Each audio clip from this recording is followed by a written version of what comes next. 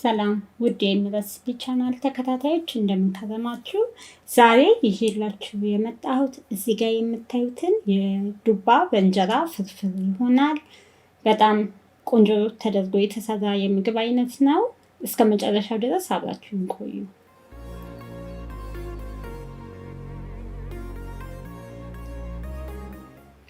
የዱባውን ፍርፍር ለማዘጋጀት ሽንኩርት ያበሰልኩ ነው ያለሁት። ሽንኩርቱ በራሱ ውሃ ከበሰለ በኋላ ዘይት ጨምሬያለሁ። በዘይቱ ደግሞ ጠበስ አድርገዋለሁ። ከዛ እንደማደርገው አንድ የሻይ ማንኪያ የሚሆን በርበሬ ጨምሬያለሁ። ሞላ ያለ አንድ የሻይ ማንኪያ ማለት ነው።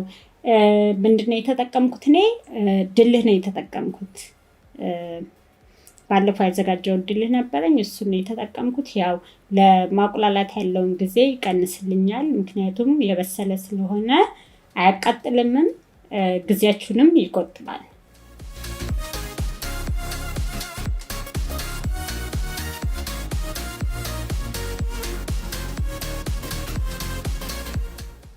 በርበሬውን ያቁላላሁት ነው ያለሁት። አሁን የጨመርኩት ትንሽዬ የተፈጨ ኮረሪማ ነው።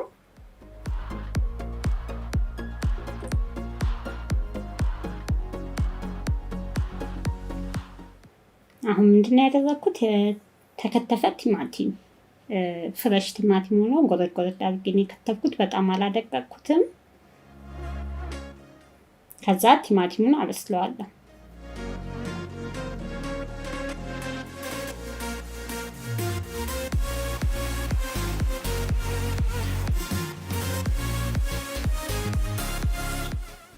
በዚህ አጋጣሚ ዛሬ ለቻናል አዲስ የሆናችሁ ሰብስክራይብ በማድረግ የደወል ምልክት በመጫን ኦል የሚለውን በማጥቆር እንዲሁም ላይክ ሼር በማድረግ እንድትተባበሩኝ እላለሁ። እጅግ በጣም አመሰግናለሁ። ቲማቲሙን እያበሰልኩ ያለው ነጭ ሽንኩርት የተፈጨ ነው የጨመርኩት፣ አንድ የሻይ ማንኪያ የሚሆን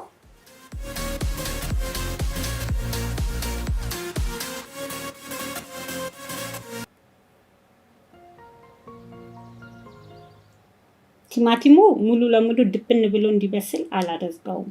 ምክንያቱም ገና አሁን ዱባ ስለምጨምር ከዱባ ጋር አብሮ መስበስልም ይችላል እና እንደዛ ሲሆን ጣዕሙን እንዳናጣው ይሆናል። እንደምታዩት የተከተፈ ዱባ አዘጋጅቻለሁ። ያው ለምሰራው ፍርፍር የሚበቃኝን ያህል አነስ ያለ ነው የተጠቀምኩት። አነሳ አድርጌ ነው የከተብኩትም። በምታዩት ሁኔታ እናንተ በፈለጋችሁ መልክ መክተፍ ትችላላችሁ። ከዛ ዱባውን ጨምሬ ከቁሌቱ ጋር እንዲጠበስ አድርገዋለሁ ለተወሰነ ደቂቃዎች። ምንም አይነት ውሃ ሳልጨምር ነው እንደዚህ እንደምታዩት እየጠበስኩት ያለሁት። እንደዛ ሲሆን የቁሌቱ ጣዕም ወደ ዱባ ውስጥ ይገባል። ቆንጆ የሆነ ጣዕም እንዲኖረው ያደርግልናል። እንደዚህ ሲጠበስ ግን ሳይጠበስ ውሃ ዝም ብለን ብናደርግበት ጣዕሙን የምንፈልገውን አይነት ቆንጆ ጣዕም አናገኝም። ስለዚህ እንደዚህ ብትጠብሱት አሪፍ ነው ላለው ውሃ ከማድረጋችን በፊት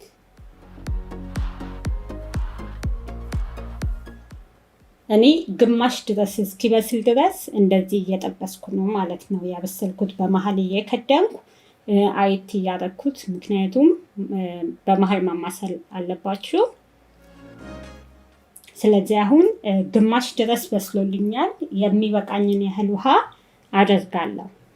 ለፍርፍሩ ይበቃኛል ብዬ የማስበውን ያህል ውሃ ነው የማደርገው። ከአሁን በኋላ ውሃ አልጨምርም። ያው ዱባውም እየበሰለ ይሄድል፣ ውሃው እየተንተከተከ ሲሄድ በዛ ነው ማለት ነው ማፈረፍረው። ስለዚህ ውሃ መጥናችሁ ማድረግ አለባችሁ፣ እንዳይበዛም እንዳያንስም። ውሃ እኔ አላበዛሁም፣ አነሳ አድርጌ ነው ያደረኩት፣ ምክንያቱም እንዲበዛም አልፈልግም። አሁን ጨው ጨምራለሁ። ዱባው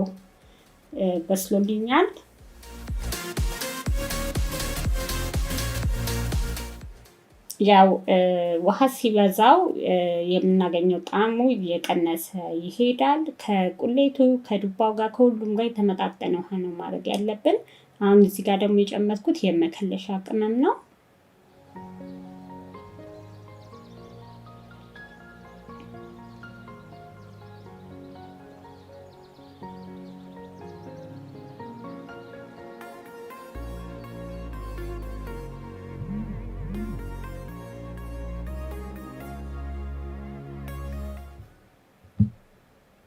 አሁን እንደምታዩት ወደ ማፈትፈሉ ሄጃለሁ። እንጀራ ቆራርጬ አዘጋጅቼ ነበር፣ እሱን የጨመርኩት። ያው እንጀራ ስታደርጉም እንዳይደርቅባችሁ መጠንቀቅ አለባችሁ። ያው እያያችሁ መጨመር ጥሩ ነው ብዬ አስባለሁ።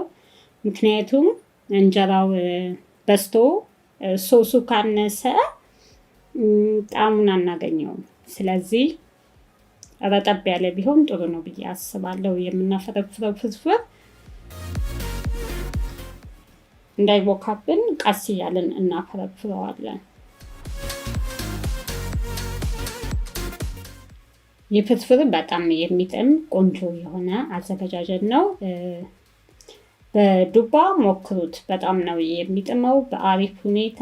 እኔ ባዘጋጀሁት መልክ ከአዘጋጃችሁት እውነቴን ነው የምላችሁ በጣም ትወዱታላችሁ። ልክ እኔ እንደሰራሁት አድርጋችሁ ሰርታችሁ ሞክሩት። በጣም የሚጥም የዱባ ፍርፍር ነው የሚሆንላችሁ። ከላይ ቃሪያ አድርጌያለሁ። እንደምታዩት በጣም ከለሩም በጣም ያምራል። በቆንጆ ሁኔታ አምሮ ደርሶልኛል። እናንተም በእንደዚህ አይነት መልኩ ሰርታችሁ ሞክሩት እላለሁ። እጅግ በጣም ተወዱታላችሁ። ዛሬ ለቻናል አዲስ ሆናችሁ ሰብስክራይብ በማድረግ ቤተሰብ እንድትሆኑ ጋብዛለሁ። ላይክ ማድረጋችሁን እንዳትረሱ። በሌላ ጊዜ በሌላ ስራ እስከምንገናኝ ድረስ ደህና ሁኑ።